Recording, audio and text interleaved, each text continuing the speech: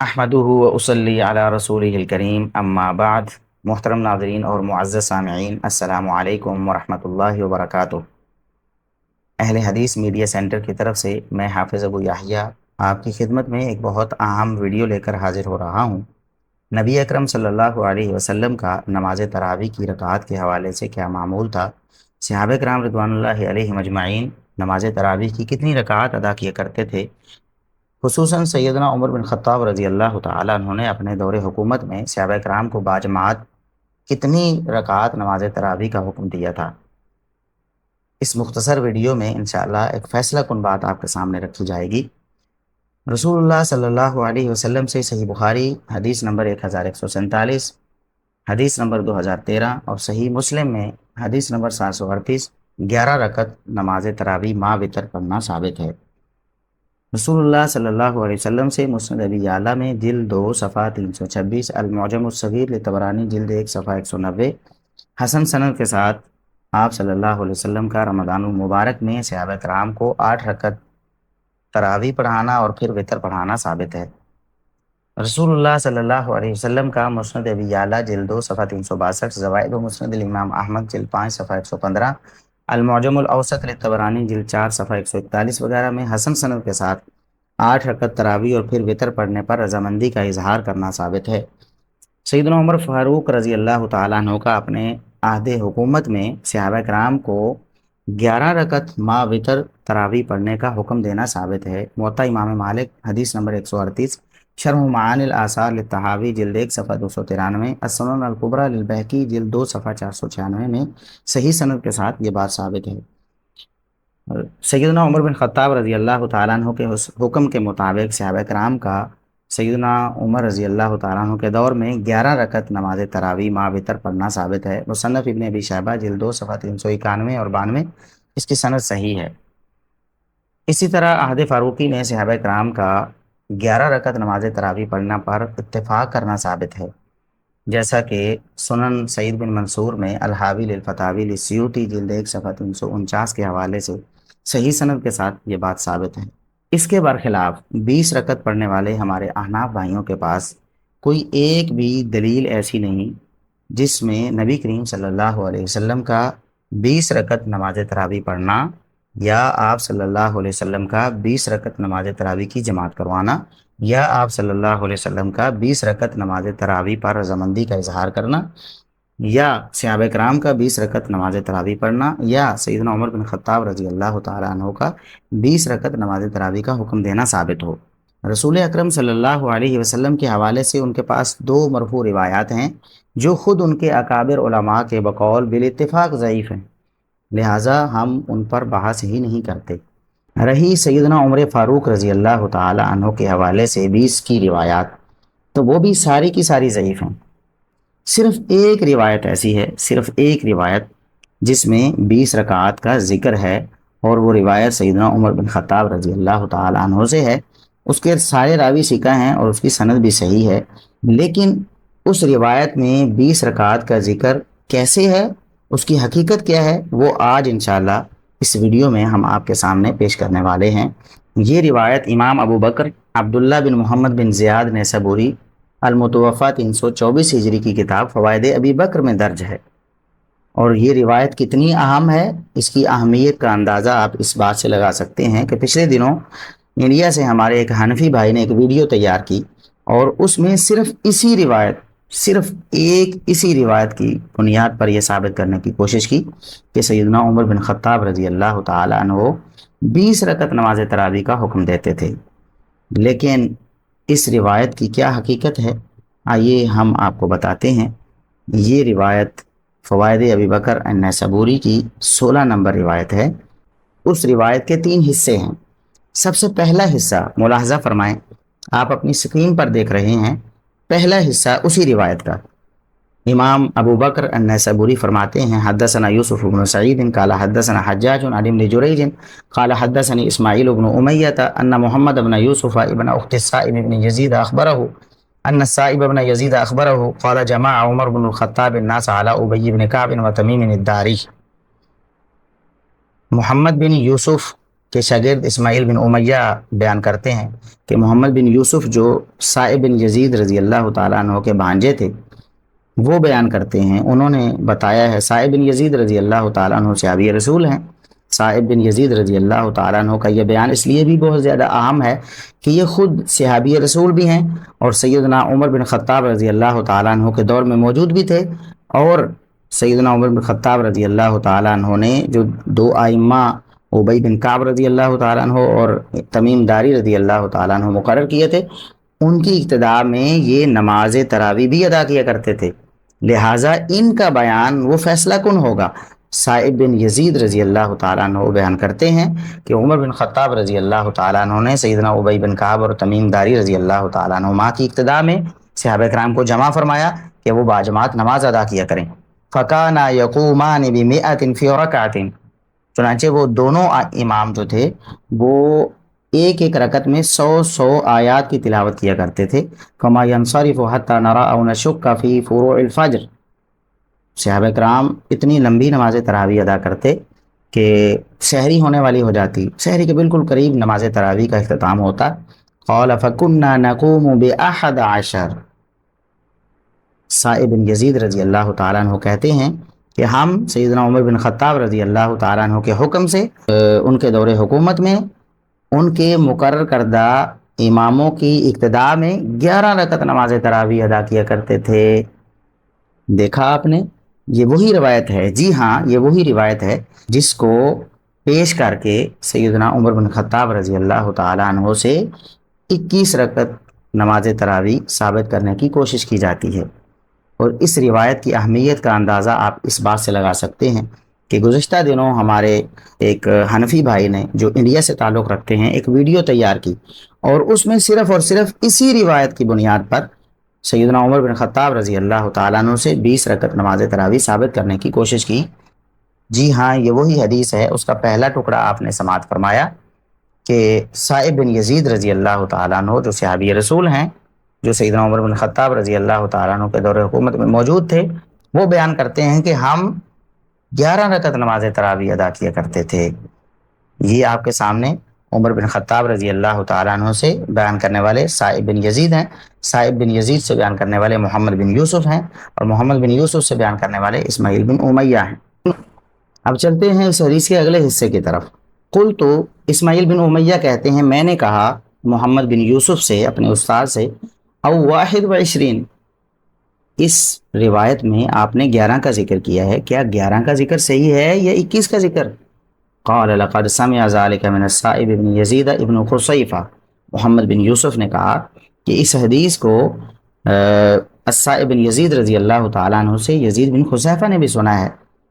تو فسألت یزید بن خصیفہ، اسماعیل بن امیہ کہتے ہیں میں نے 11 کا ذکر محمد بن یوسف سے سنا تو یزید بن خصیفہ سے بھی میں نے سوال کیا کہ آپ نے کیا سنا ہے؟ تو انہوں نے کیا کہا؟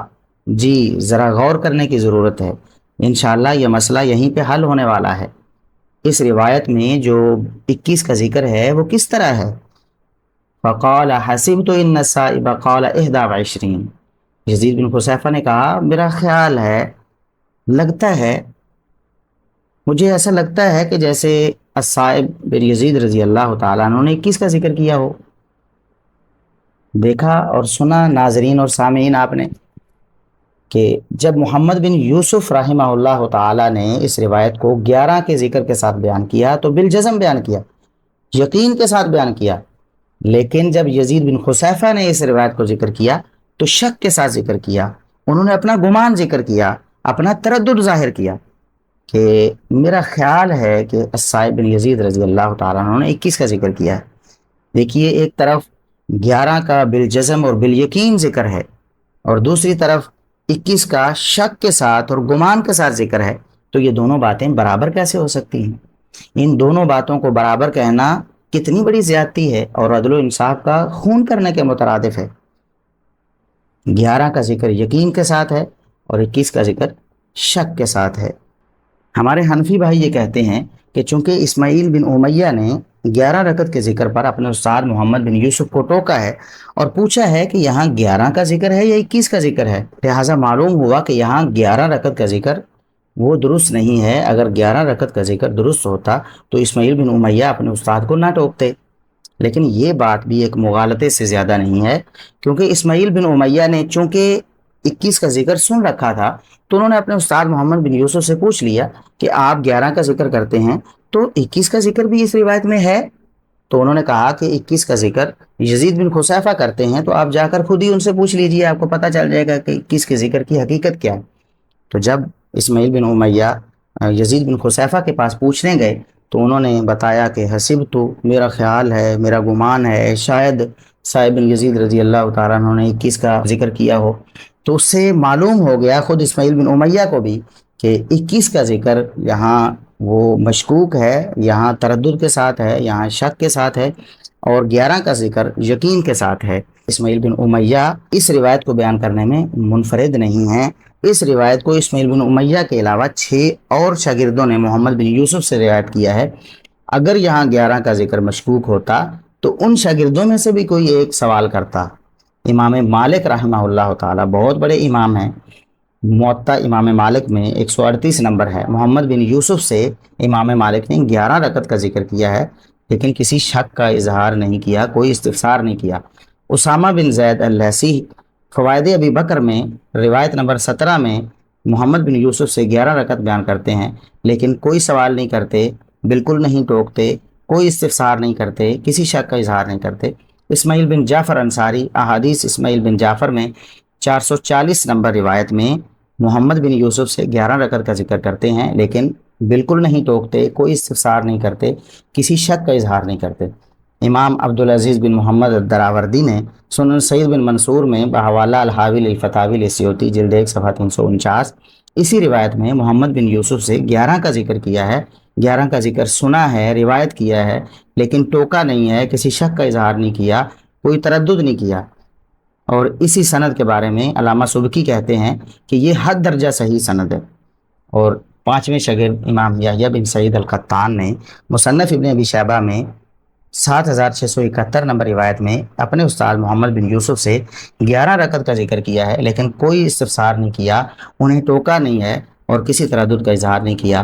6 نمبر پر محمد بن اسحاق نے اسی فوائد ابی بکر نامی کتاب میں 19 نمبر روایت میں اپنے استاد محمد بن یوسف سے 11 رکعت کا ذکر سنا ہے، اسے روایت کیا ہے، کسی شک کا اظہار نہیں کیا، کوئی سوال نہیں کیا، کوئی استفسار نہیں کیا، انہیں ٹوکا نہیں ہے۔ اگر اسماعیل بن امیہ اکیلے کا ٹوکنا اگر شک کا اظہار کرتا ہے تو باقی 6 راویوں کا اس روایت کو بغیر ٹوکے روایت کرنا اس بات کو ثابت نہیں کرتا کہ انہوں نے محمد بن یوسف کے 11 والے قول کی توثیق کی ہے۔ معلوم ہوا کہ سیدنا صاحب بن یزید رضی اللہ تعالیٰ عنہ نے سیدنا عمر بن خطاب رضی اللہ تعالیٰ عنہ سے 11 رکعت کا ہی ذکر کیا ہے۔ ان سے ان کے شاگرد محمد بن یوسف نے یقین کے ساتھ 11 رکعت ذکر کی ہیں، اور محمد بن یوسف سے پھر ان کے 7 شاگردوں نے 11 رکعت نقل کی ہیں، جبکہ 21 رکعت کا ذکر یزید بن خصیفہ نے کیا ہے، اور وہ بھی شک اور شبہ کے ساتھ کیا ہے۔ یقین کے ساتھ 21 رکعت کا ذکر کسی روایت میں نہیں ہے۔ ایک روایت آتی ہے، صاحب بن یزید سے حارث بن عبد الرحمن بیان کرتے ہیں کہ انہوں نے 21 رکعت کا ذکر کیا، لیکن وہ جھوٹی سند ہے، اس کی سند میں ابراہیم بن محمد علیہ السلمی جھوٹا راوی ہے، لہٰذا الصائب بن یزید رضی اللہ تعالیٰ عنہ سے صرف اور صرف 11 رکعت کا ذکر ثابت ہے۔ 21 رکعت کا ذکر شک کے ساتھ یزید بن خصیفہ نے کیا، اور وہ شک آپ لوگوں کے سامنے ہے، کہاں یقین اور کہاں شک۔ آپ یقین کو لیں گے یا آپ شک کو اختیار کریں گے؟ تیسرے حصے کی طرف بڑھنے سے پہلے میں اپنے حنفی بھائیوں سے ایک مزیدار سا سوال بھی کرنا چاہتا ہوں۔ وہ سوال یہ ہے کہ اس روایت میں تو 21 رکعت کا ذکر ہے، اگر آپ اس روایت کی بنا پر 20 رکعت کو مسنون تراویح کہتے ہیں تو 21ویں رکعت کو کیا مسنون وتر کہیں گے؟ یعنی 20 تراویح اور ایک وتر، تب ہی تو 21 بنتے ہیں۔ اگر آپ اس روایت کی وجہ سے 20 تراویح کو مسنون کہتے ہیں، مسنون تراویح 20 ہیں، تو کیا مسنون وتر ایک ہے؟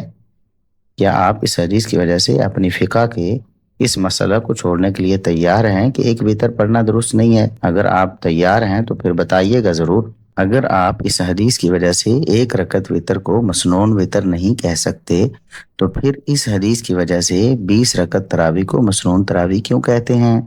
اب آتے ہیں اس حدیث کے آخری ٹکڑے کی طرف، آخری حصہ جس میں قال محمد وقلت لإحدى وعشرین۔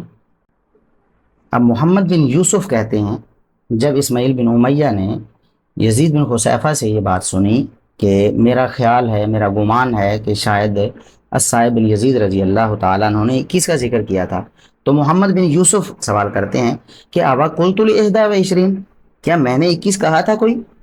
یہ استفہام انکاری ہے، یعنی میں نے تو 21 کا ذکر کیا ہی نہیں ہے، یزید بن خصیفہ نے کیا ہے، اور اس کی حقیقت تم جان چکے ہو کہ وہ شک کے ساتھ کیا ہے۔ تو ابا قلت لإحدى وعشرین، کیا میں نے تمہیں 21 کا ذکر کیا؟ اب اس عبارت کو ہمارے حنفی بھائی نے اس طرح پڑھا کہ او قلت لإحدى وعشرین، اور او کو بل کے معنی میں بنایا اور ترجمہ یہ کیا کہ بلکہ میں بھی کہتا ہوں کہ 21، اور یہ ثابت کر دیا اپنی طرف سے کہ محمد بن یوسف نے اپنے بیان سے رجوع کر لیا تھا، انہوں نے بھی 11 سے رجوع کر کے 21 کو اپنا لیا تھا۔ 100% غلط ہے کہ محمد بن یوسف نے اپنے بیان 11 رکعت سے رجوع کر لیا تھا۔ انہوں نے کیوں رجوع کرنا تھا بھائی؟ ایک شخص بالکل یقین سے بیان کر رہا ہے اور ایک شخص اپنا گمان ظاہر کر رہا ہے، شک کے ساتھ بیان کر رہا ہے، تو کیا کوئی بھی عقل مند شخص اپنے یقینی بیان کو کسی کے مشکوک بیان کی وجہ سے رد کرے گا؟ اگر محمد بن یوسف نے رجوع کیا ہوتا تو ان کے جو 7 شاگرد ہیں ان میں سے کوئی ایک تو کہتا کہ ہمارے استاد محمد بن یوسف نے اپنے بیان سے رجوع کر لیا تھا۔ نہ اسماعیل بن امیہ نے کہا کہ میرے استاد محمد بن یوسف نے اپنے بیان سے رجوع کر لیا تھا، نہ مالک بن انس نے اپنی موطا امام مالک میں یہ روایت پیش کرتے ہوئے یہ بات بیان کی کہ میرے استاد محمد بن یوسف نے 11 رکعت بیان کرنے سے رجوع کر لیا تھا، نہ امام یحییٰ بن سعید القطان نے یہ کہا، نہ اسماعیل بن جعفر نے کہا، نہ اسامہ بن زید اللیثی نے کہا، نہ محمد بن اسحاق بن یسار نے کہا، نہ امام عبدالعزیز بن محمد الدراوردی نے کہا۔ کمال ہے کہ اگر استاذ نے اپنے بیان 11 رکعت سے رجوع کر لیا تھا تو پھر شاگرد اپنے استاذ کی وفات کے بعد بھی ساری زندگی 11 رکعت ہی ان سے بیان کرتے رہے۔ اس کا مطلب یہ ہے کہ محمد بن یوسف نے اپنے بیان سے بالکل بھی رجوع نہیں کیا، یہ صرف مغالطہ بازی ہے۔ وَقُلْتُ لِإِحْدَى وَعِشْرِينَ، یہ استفہام انکاری ہے جیسا کہ میں عرض کر چکا ہوں۔ تو سامعین اور ناظرین، یہ ہے اس روایت کی حقیقت جس روایت سے 21 رکعت نماز تراویح ثابت کرنے کی کوشش کی گئی۔ ایک تو اس میں شک کا اظہار ہے، جو راوی 21 بیان کرنے والا ہے یزید بن خصیفہ، وہ کہتا ہے میرا خیال ہے، مجھے گمان ہے، مجھے لگتا ہے کہ صائب بن یزید رضی اللہ تعالیٰ عنہ نے 21 کا ذکر کیا ہے۔ دوسری بات یہ ہے کہ 21 رکعت کو احناف کہاں لے کر جائیں گے؟ احناف اگر 21 کو مسنون تراویح مانیں گے تو اس میں سے 20 رکعت تراویح اور 1 رکعت مسنون وتر بنے گا، جبکہ ان کے ہاں 1 رکعت مسنون ہے ہی نہیں، وہ 1 رکعت وتر کے قائل اور فاعل ہیں ہی نہیں۔ ہمارے حنفی بھائی نے کہا کہ اس روایت کو اہل حدیث علماء چھپاتے ہیں، اہل حدیث علماء لیکچر دیتے ہیں، اس روایت کو ذکر نہیں کرتے۔ تو دیکھیے اہل حدیث علماء کیوں نہیں ذکر کرتے تھے کہ 21 کا ذکر تو مشکوک ہے، جو یقینی ذکر ہے وہ موطا امام مالک سے ہمارے علماء بیان کر دیتے تھے۔ اور آپ کو بھی اقرار ہے کہ علامہ البانی رحمۃ اللہ علیہ اور دیگر علماء نے اپنی کتابوں میں اس روایت کو ذکر کیا ہے۔ آپ نے خود کہا کہ انہوں نے اسے صحیح کہا ہے، ظاہر ہے ذکر کر کے ہی اسے صحیح کہا ہے نا۔ تو آپ بتائیے کہ احناف علماء کو کیا مجبوری تھی؟ انہوں نے ایسی روایت کو جو آپ کے بقول صحیح ترین ہے اور اس سے 21 رکعت تراویح ثابت ہو رہی ہیں، اسے انہوں نے کیوں پیش نہیں کیا؟ اہل حدیث علماء پر آپ نے اس حدیث کو چھپانے کا الزام لگایا، تو آپ اس طرح کیجئے 21 علماء کا نام پیش کر دیجئے۔ چلیں ایسا نہیں تو آپ 15 علماء کا نام پیش کر دیجئے، چلیں یہ بھی نہیں تو 10 علماء کا پیش کر دیجئے، چلیں اس سے بھی آپ کو رخصت دیتے ہیں۔ آپ صرف 5 ایسے حنفی علماء کا نام ذکر کر دیں، ان کے ویڈیو کلپ ہمارے ساتھ شیئر کر دیں، ان کی کتابوں کے اقتباسات ہمیں دکھا دیں۔ اس کا مطلب ہے کہ دال میں کچھ تو کالا ہے یا ساری دال کالی ہے۔